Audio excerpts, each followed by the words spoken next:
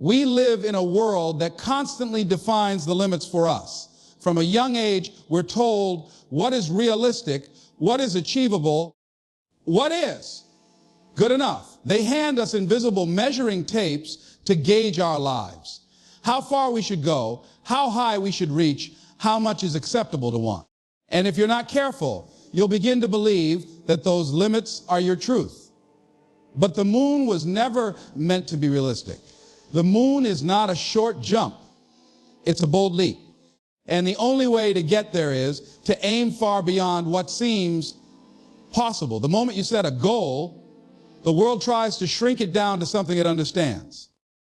Friends, family, society, not always out of ill intent, but often out of their own fears, will offer you a safer path, a smaller dream, a more manageable ambition. But manageable never inspired greatness. Manageable didn't put a man on the moon. Manageable doesn't make history. You have to train your mind to reject the ceiling. You have to be bold enough to say, this isn't enough for me. Not because you're greedy, not because you're ungrateful, but because you know there is more. You see, the possible is already crowded. Everyone's aiming there. Everyone is living within the walls of what's expected. But those who rise, those who shine, those who lead movements, write legacies, build empires, touch lives, they aim further.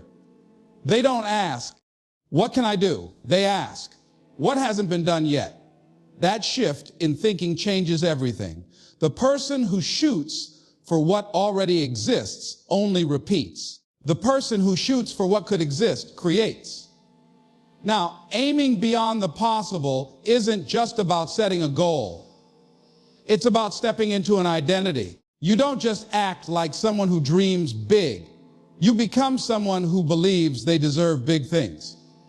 That's the difference. Plenty of people say they want success, but deep down they don't feel worthy of it. So they settle. They make excuses. They redefine their goals to match their doubts. But not you. You are here to stretch, to test the edges of your potential, to turn the impossible into your starting line.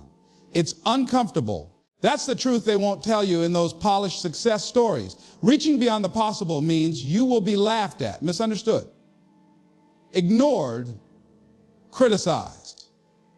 And worse, there will be long periods where it looks like you're failing, like you made a mistake for even trying.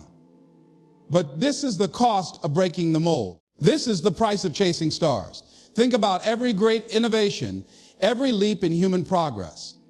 They all began as someone's wild, unreasonable dream. Someone had to say, I don't care if it's never been done. I believe it can. That belief, not talent, not money, not even timing, is the foundation of all extraordinary achievement. You could have every skill in the world, but if you only aim at what you already know you can do, you will never grow beyond your current life. When you aim beyond the possible, you give yourself permission to fail in powerful ways. You allow yourself to take risks that ordinary people avoid. And in those risks, you find your edge. That edge is where life begins to feel meaningful. That edge is where you stop existing and start living. You don't wake up excited to repeat yesterday. You wake up to build what didn't exist before you.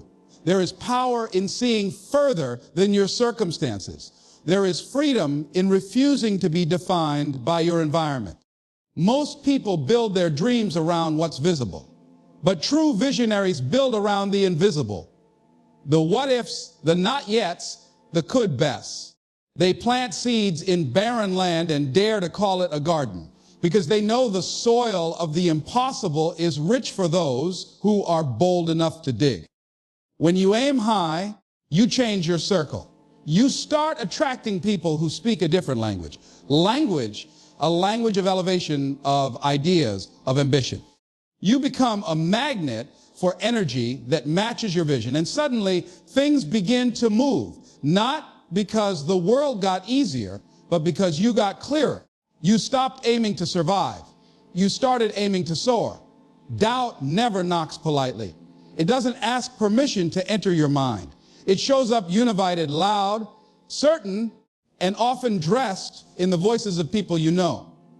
The voices you trust, the ones that speak softly but cut deep. The doubters aren't always the enemies in the crowd. Sometimes they're the ones at your dinner table. Sometimes they're in your mirror. You have to understand this: the bigger your dream, the louder the resistance. And not because people don't want to see you succeed, but because your courage exposes their fear. When you decide to rise, when you take a step into unknown territory, you remind others of the steps they never took.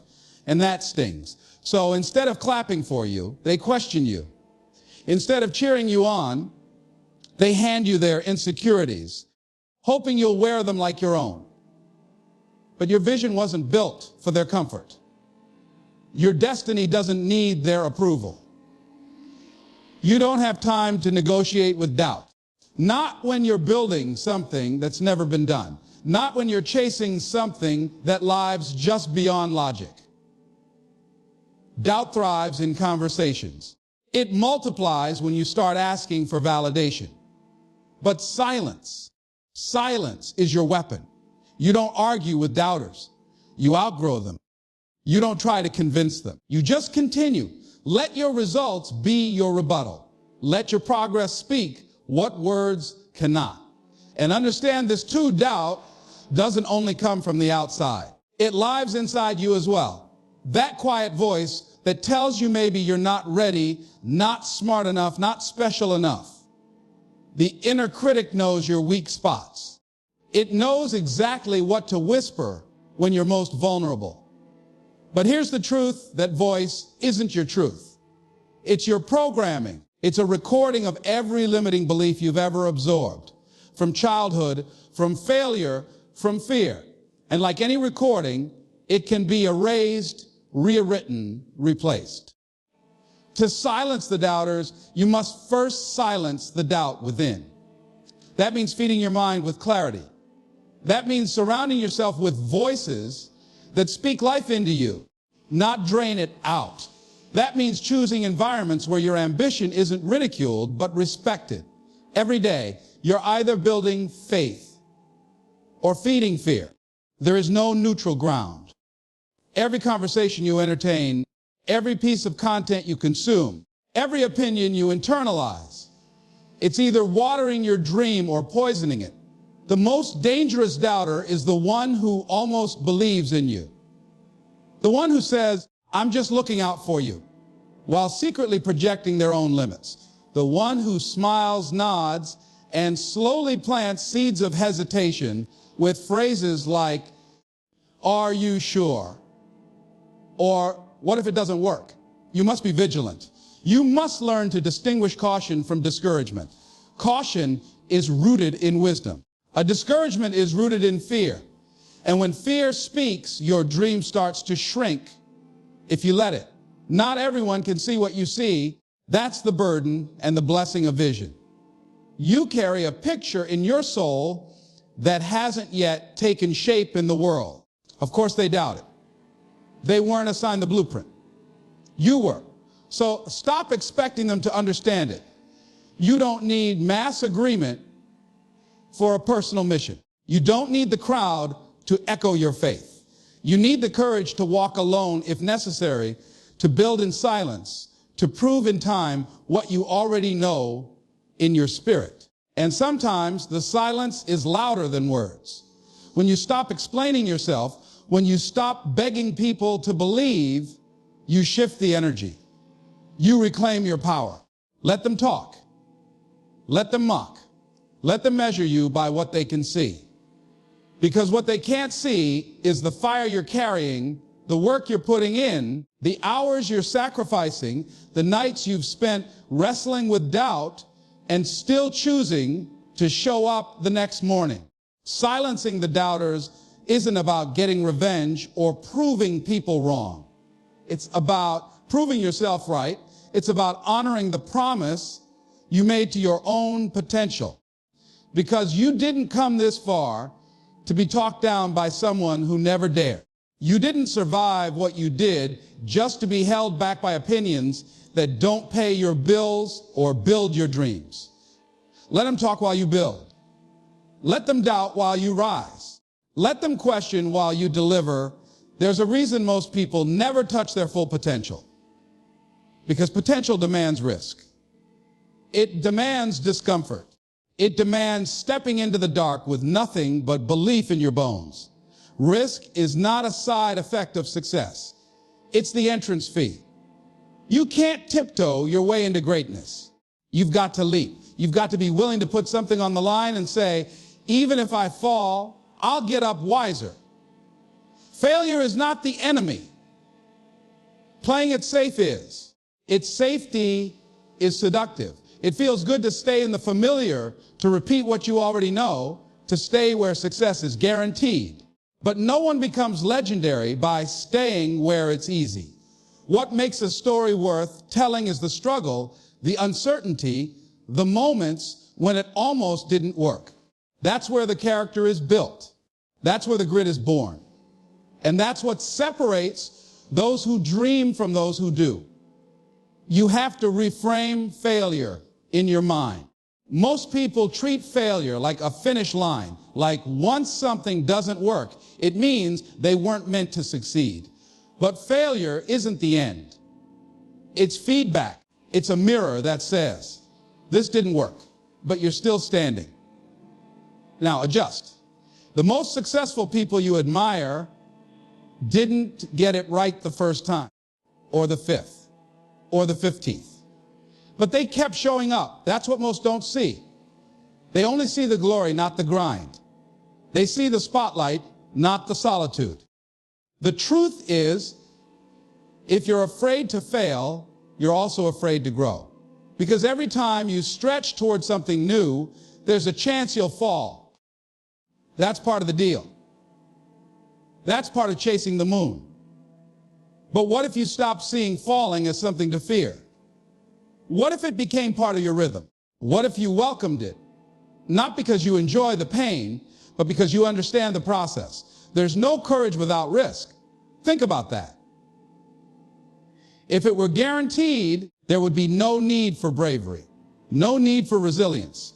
But when you walk into a situation knowing you might lose and you try anyway, that's strength. That's self-trust. That's how you earn the life that average people only dream about. People will tell you to be careful, to slow down, to have a backup plan for your backup plan. And yes, there's wisdom in preparation. But sometimes preparation becomes procrastination. Sometimes caution becomes a cage.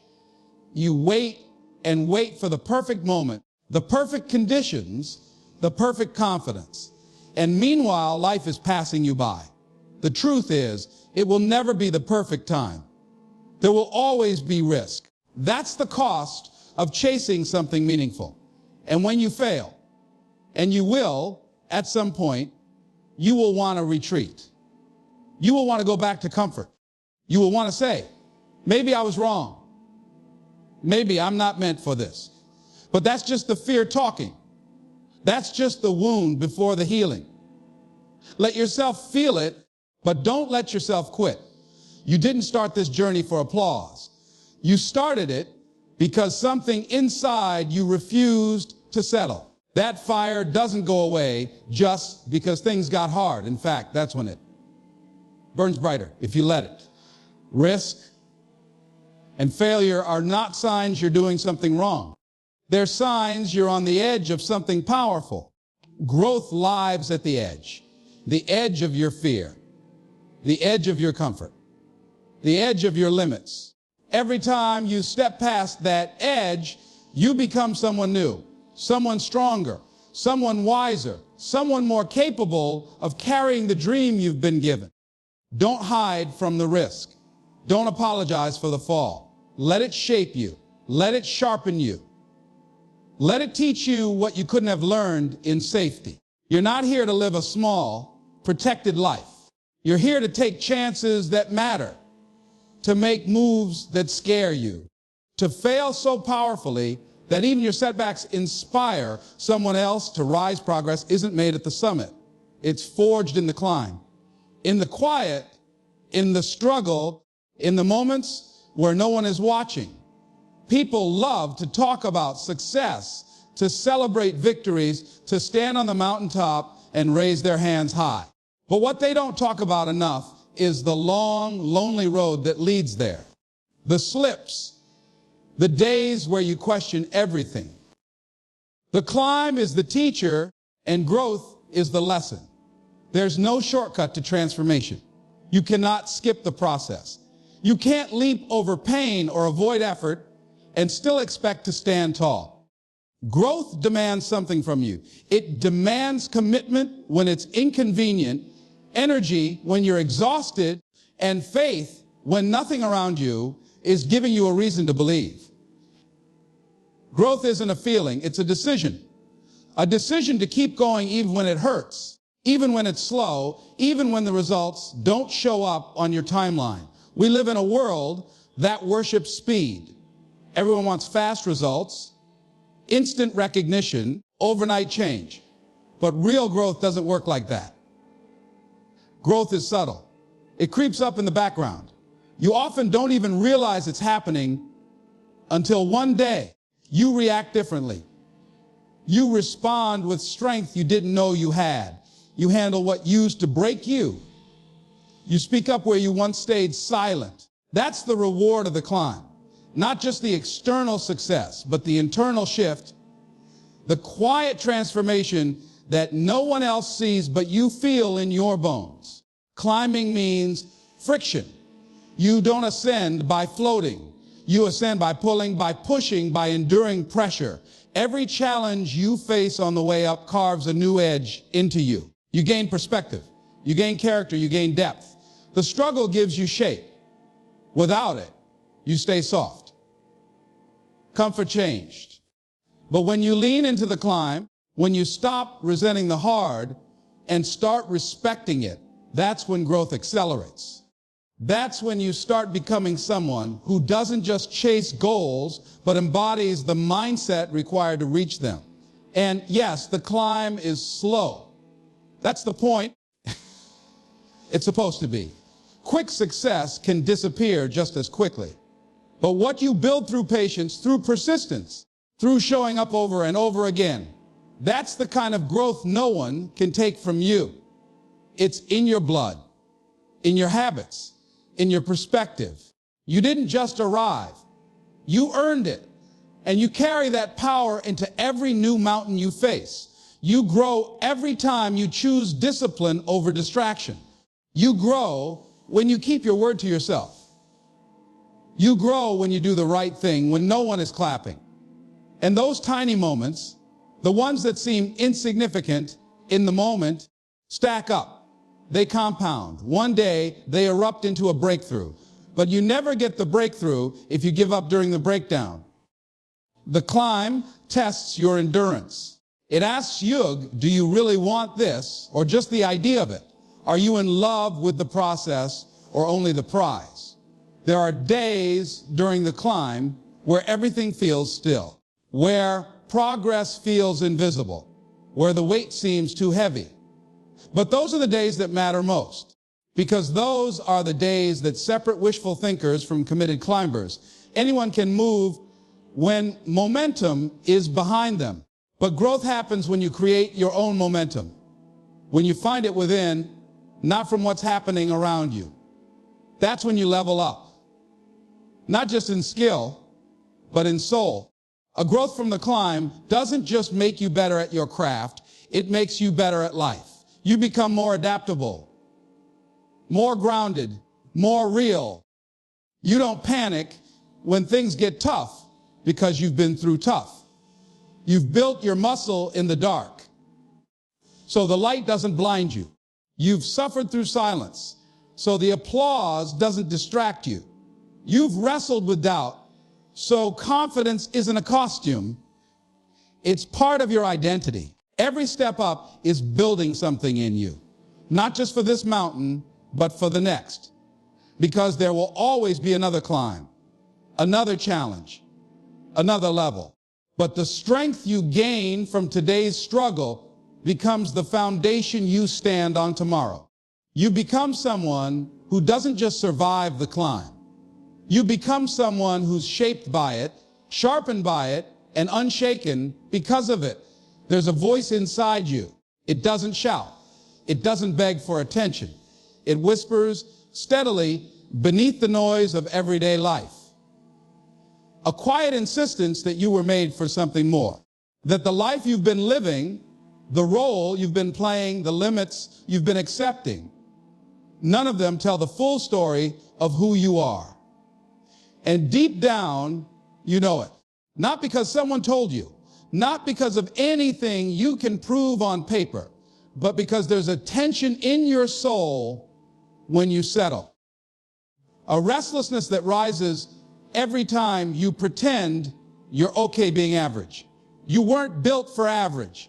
That's why it hurts when you try to shrink yourself to fit into it. That's why you feel frustrated doing what everyone else seems content to do. It's not arrogance. It's not dissatisfaction. It's the truth waking up inside you. You are not here just to get by. You are not here to blend in. You are not here to merely exist between a job title and a paycheck. You are meant to create, to influence, to stretch beyond what you were told was possible. But life tries to convince you otherwise. It piles on responsibility, pressure, comparison. It gives you reasons to stay where it's safe, to be practical, to quiet that voice and follow the well-worn path. They'll say, don't be unrealistic.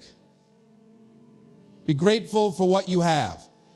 This is just the way it is. But just because something is common doesn't make it right for you. You were never meant to blend in with a crowd that has forgotten how to dream. You were born with fire in your chest, and you can only smother that flame for so long before it starts burning through. Every time you ignore that voice, you feel it. A little piece of you fades. Every time you trade your passion for permission, a part of your power slips away. And the more you silence that truth, the more life begins to feel like a performance. You start smiling through discomfort, nodding through dissatisfaction, showing up to routines that drain you while your soul screams for something real, something more. And here's the secret. That scream is not the problem. The real danger is when it goes silent. When you've ignored it for so long, you stop hearing it. That's when people give up. That's when they settle for a life that looks fine on the outside, but feels hollow on the inside. But even if that's where you are now, it's not too late, because as long as you're breathing, the voice is still there, waiting, patient, ready for you to listen again, ready for you to stop playing small. You don't need anyone else to validate what you feel inside. You don't need a degree, a title, or permission to believe in your own worth. You were born worthy. You were born enough. You were born for real work is unlearning the lies that told you otherwise. Stepping into more doesn't always mean quitting your job or blowing up your life. It means getting honest about what you want, honest about what you're tolerating, honest about the gap between who you are and who you're pretending to be. That honesty hurts, but it heals. It sets you free. It gives you clarity. And clarity is power. Because once you see the truth, you can't unsee it. And once you feel that pull toward more, it becomes impossible to keep pretending that less is okay. You'll face resistance, internally and externally. Fear will try to convince you that more means risk, that it means pain. And sometimes it does. But what's more painful than living a life that doesn't feel like yours? What's riskier than spending years chasing someone else's version of success, only to arrive and realize you don't even recognize yourself anymore? The truth is, there's risk in every path. But at least when you follow your own, the struggle feels sacred. The effort feels worth it. The pain has purpose. Choosing more is not about ego. It's not about proving anything to anyone. It's about becoming fully alive. It's about honoring the parts of you that you've hidden. It's about standing in front of the mirror and knowing you're not wasting your shot. That you're not just surviving time, you're using it. You're shaping it. You're building something with it. The more you were meant for doesn't live in a destination. It lives in the way you walk through life, in the way you show up fully, unapologetically, without editing your light to keep others comfortable. It lives in your willingness to believe that what's inside you is not random, that it was placed there for a reason. And that reason deserves to breathe, to stretch, to speak, to lead. So here you are, standing at the edge of what you've known, staring into the space between who you've been and who you're becoming. You've seen what happens when you aim beyond the possible, when you silence the doubters, when you welcome the fall and let it teach you how to rise. You've come to understand that the climb isn't punishment, it's preparation. That the whispers inside you, the ones that say you're meant for more, are not illusions. They're instructions. You don't need the world to believe in you before you move. You don't need permission to go all in. You've already been called. The target is high, the road is steep, but the mission is yours. And the moment is now. Shoot for the moon. Not because it's easy to reach, but because you were never made for anything less.